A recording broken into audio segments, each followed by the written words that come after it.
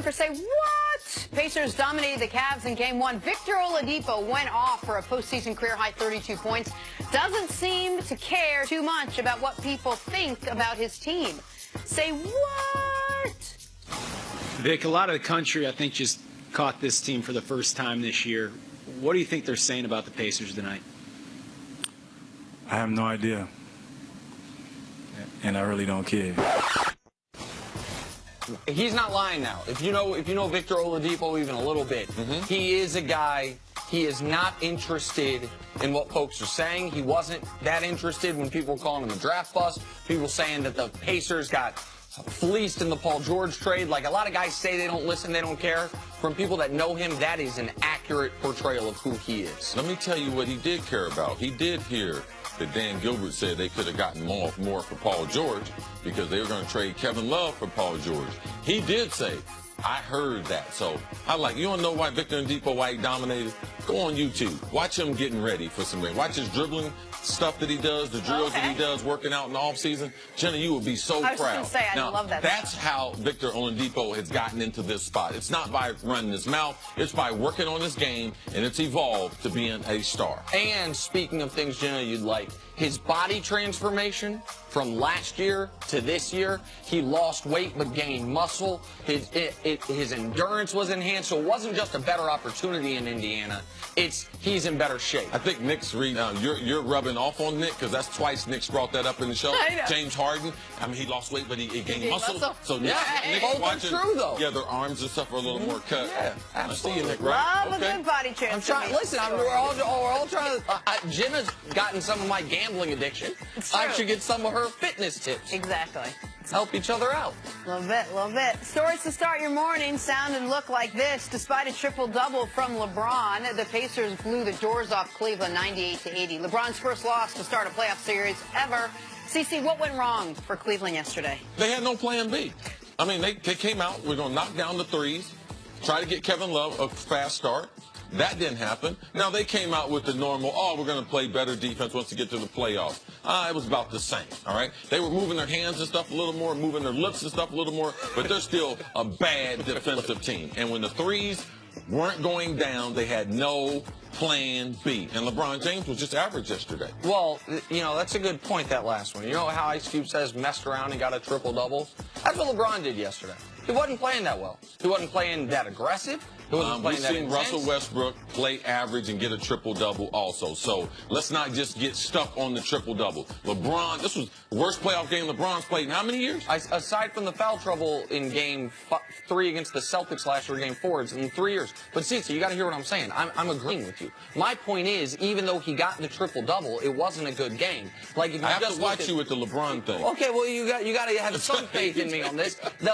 Listen, the only path the Cavs have to the NBA Finals is LeBron consistently being not only the best player in the game that he's playing in, the best player in these NBA playoffs, or at worst, the second best player in these NBA playoffs. In this first weekend, there was a half dozen guys, if not more, that were better than LeBron was. You add to that they couldn't hit any shots. That's how you get blown out by an Indiana team that has no business blowing you out.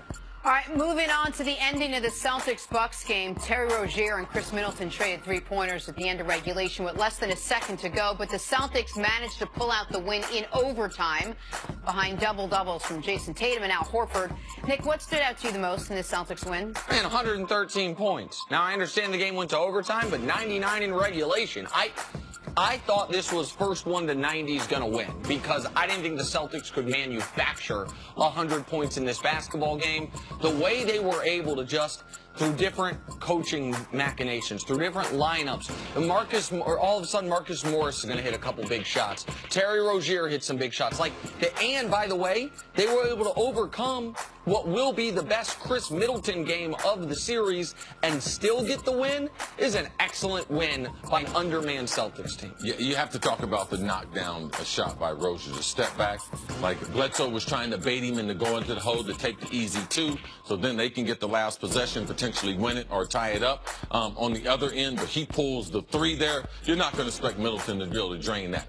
Brad Stevenson, to me, was the difference in this game. Not the last or lack of a call and fouling them, but him running the set offense. When they couldn't get a good shot, he ran a couple set pieces to give them post-up looks and also to create foul problems for Milwaukee in the second half. All right, moving on. The Thunder beat the Jazz in Game 1, 116-108. Paul George was the star for OKC, dropping in 36 points in his playoff debut for the Thunder. Nick Wright, how dangerous is this team when Paul George plays just like this? Well, when Paul George plays like this is the team that we thought would be competing with Houston to be the second-best team in the West this year. Now, we didn't know what Golden State was going to do. We didn't know how good Houston was going to be. But when Paul George plays like this, it's a team that you're like, oh, yeah, that's a team that could be one of the 4 final teams in the NBA left. Now, we haven't seen many games where Paul George and Russ play well, and Melo actually did his thing to a degree. He wasn't great, but he wasn't a huge negative. Right. Like, this was what we thought we were getting. Not necessarily 8 threes from Paul George, but all NBA-level play from 2 players in the Oklahoma City Thunder. They're very dangerous when this happens. Very dangerous. I mean, what other backcourt can face them? Like, there's no one that has 2 great defenders, if you look at the West. They got a lot of great guards, but you take Russ away, who are they going to put someone on Russ, someone on Paul George? This is what makes them so dangerous. Not only that, their size. I mean, Paul George, he's about 6'7", 6'6", so his ability to with the length and the ability to shoot the three-pointer, it opens up the court for OKC. Melo can make a contribution. Adams has had a tremendous year, but they're going nowhere unless they have 2 superstars. And that's what Paul George, that's the way he's supposed to play. All right, finally, the Sixers blew out the Heat 130-103 on Saturday. BenSimmons was 1 rebound away from a triple-double, scored 17 points, grabbing 9 boards and 14 assists. CeCe, how impressed were you with BenSimmons in his first ever playoff game, you know, because he's a rookie and all? I mean, with all the pressure, the playoffs have always been rough on rookies. But the style of game that he plays, he's not a jump shooter. He's not a perimeter player. He's a ball handler, a passer, and also trying to get into the lane and create not only for himself, but create for his teammates. It's easier to play that style compared to being a knockdown guy and to be young.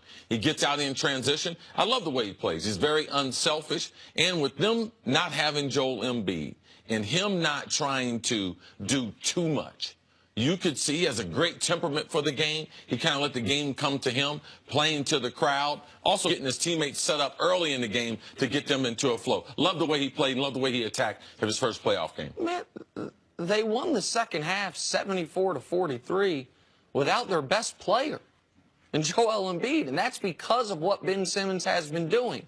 What people are going to realize if they have not been watching Philadelphia closely this year is the idea that, oh, well, in the playoffs, BenSimmons' game is going to be ratcheted down a notch because he can't shoot, so they're going to sag off him. That only works if you can't shoot and you can't pass and you're not tall enough to hit those passing lanes. Because here's what happens. And you don't have any other shooters on it. You have a correct, yeah, absolutely. You have to have a lot of things going for you. Right, but because he's 6'10", because he has great vision, and because they have done a great job with roster construction surrounding him with shooters, if you play off him, he will find the cutters or he will find the open three-point shooters. So even though he can't shoot, you still have to guard him closely because or else he becomes an even more dangerous passer.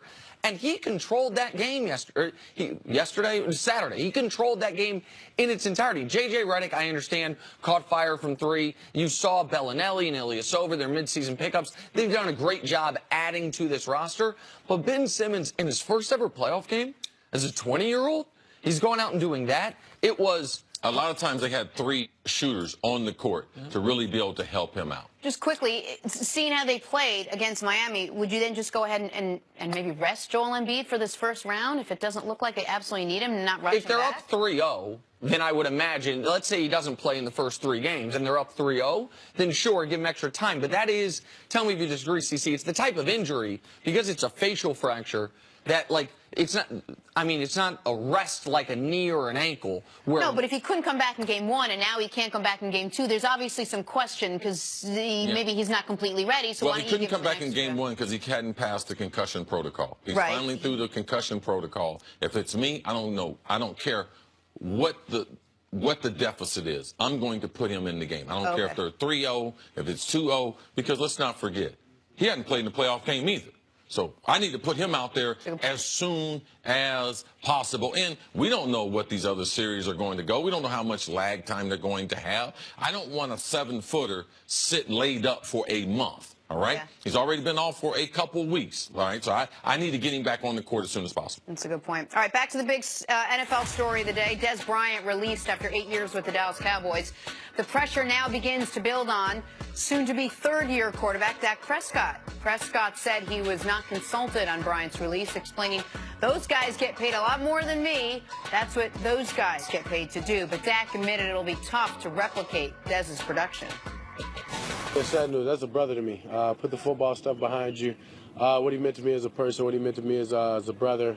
It's tough to see him going, but it shows you, I mean, it's a business. And it motivates me, honestly. All it does is it motivates me. It puts all this in perspective. So just got to go to work. He was a great player. He did a lot of great things for us, obviously. And I mean, he was a guy, man to man, you go to. So I mean, at this point, we've got to figure that out with the guys we've got, and I'm sure we're going to go after guys in the draft or free agency. Who knows? So all I can do is just continue to get better at my job and just do the best I can.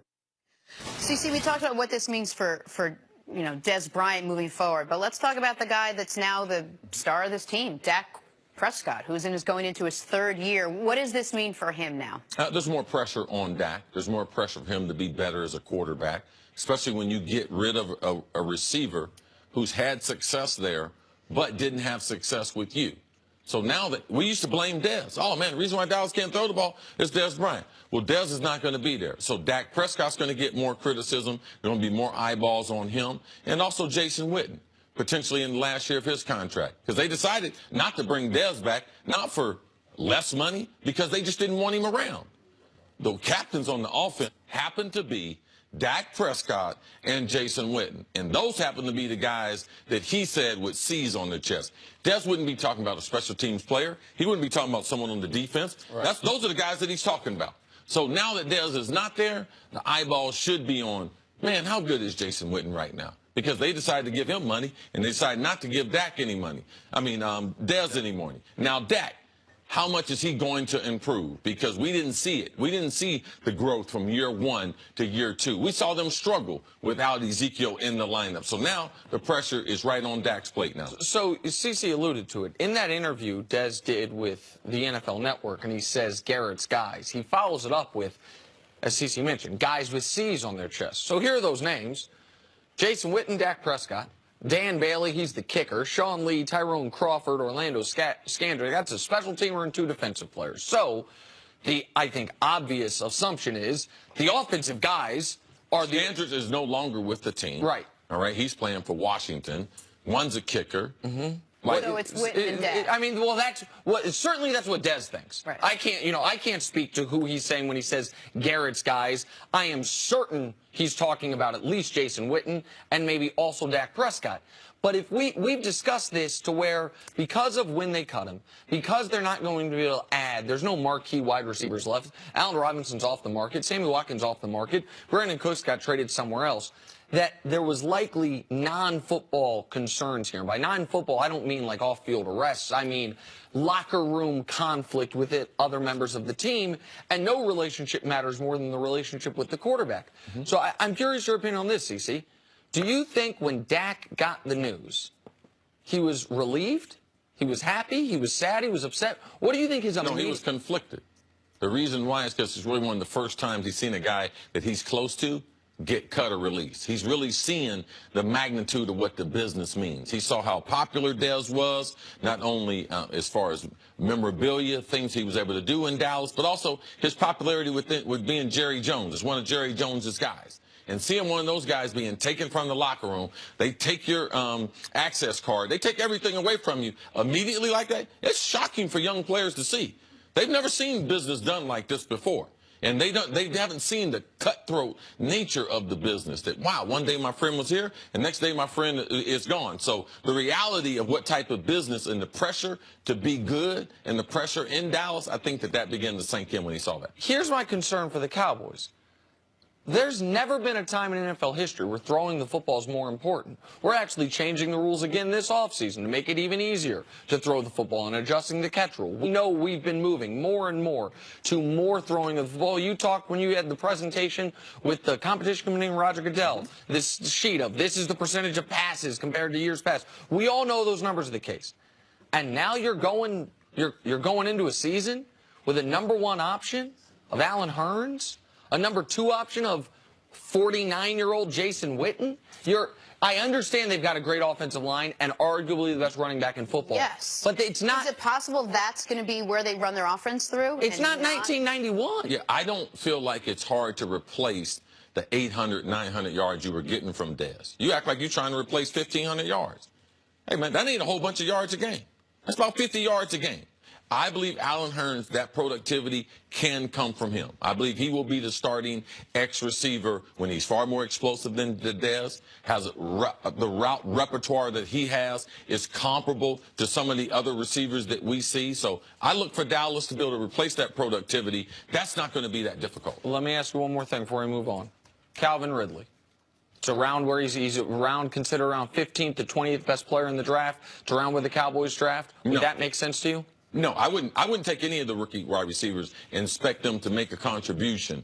All right? Him, the kid from Maryland, DJ from Maryland, those are two guys ranked to be first-round receivers. So I would try to get a guy in the second round where I believe you get more value in the second round. There's probably 4 or 5 guys in the second round that have second-round grades I believe are I believe that they can make the type of contribution. Dallas has other holes on their defense that they need to use that first round to run. All right, we're going to take a break, go back to basketball on the other side. Coming up, the Rockets almost squandered the game last night. Is it DJ Moore? DJ Moore. My man. Steven Jackson DJ. joins us. He's a first rounder. Next Don't go to Dallas, though. Action Jack's here?